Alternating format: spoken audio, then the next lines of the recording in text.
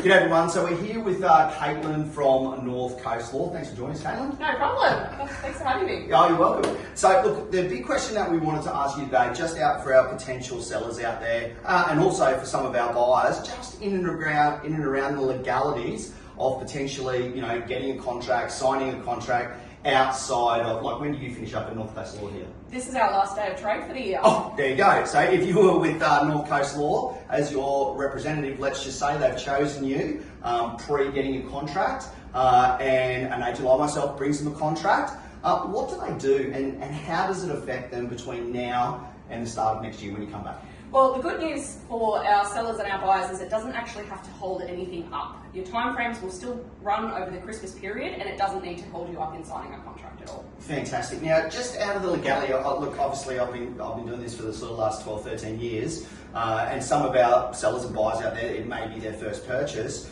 So I bring the buyer, the seller, a contract. Do you have any advice to our audience out there today, just in regards to things to look out for potentially? Yeah, absolutely. So the first thing that I want to clear up for our buyers and sellers is you can sign a contract without having a solicitor review it first. I would just make sure you read that contract very carefully. The first 5 or 6 pages are what we call the reference schedule, and those are the bits that will change and your agent will fill out for you. Just make sure those details are correct. The most common thing to look out for is making sure that your full name is spelt correctly, we don't miss out on any middle names, and making sure that you're really aware of when those key dates are going to fall. Okay, fantastic. So when is North Coast Law back in action? We're back in action from the 6th of January 2025. Okay, and that's pretty common. Most solicitors we've spoken to, very few of them are working up, I think, past the 22nd or the 23rd, and most of them are back. Just one last question before we go. So let's say you're not here tomorrow, I take a seller through a contract and a buyer through a contract and we sign that contract. The titles office, that's another side of that as well. Checks and searches, should we be looking at an extended time frame with those checks and searches, obviously because the titles office is shut and you guys wouldn't be able to do that anyway. So. Yeah.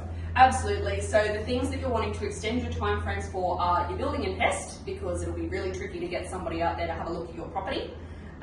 The finance condition, because your banks and things are not going to be operating, classic banks, and your due diligence as well. So your due diligence are things like, if you wanted to do any particular searches because you had particular concerns about the property, those are the things that we can look at searching, and searches take time to come back. So making sure that we're really careful to commit to timeframes that you can actually commit to. Okay, well look, I'm going to say thank you to Kaitlin, but I just want to wrap it all up in a nice little bow. So basically, yes, you can sign a contract. 2, make sure your agent and yourself are reading over that contract so that there's no mistakes getting your names and all those sorts of details true and correct. So if we're looking at potential finance, I'm not a finance person, but we'd be asking roughly for 30 days for finance, just so that financial component can be completed. Probably looking at building and pest, around 30 days as well. So you could tie all that up. Due diligence, probably 30 days as well. So if you were to sign a contract, tomorrow outside of Kaitlin's operating hours at North Coast Law, we will be looking at 30 days over everything to give us enough time